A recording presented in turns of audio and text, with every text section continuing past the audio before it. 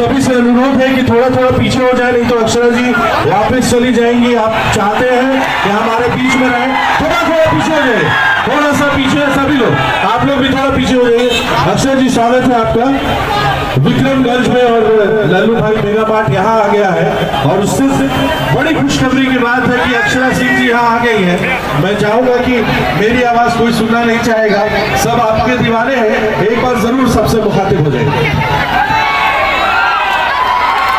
सबसे पहले तो जितने तमाम यहाँ पर खूबसूरत चेहरे हैं सबों को मेरा प्रणाम। और छुकी गोड़ लगाना नहीं। जितने भी विक्रमगंज के यहाँ पर तमाम चेहरे हैं सबको मेरा ढेर सारा प्यार। आपको कई दिनों बाद देखकर बहुत अच्छा लग रहा है और दिल गदगद हो गया आपको देखकर।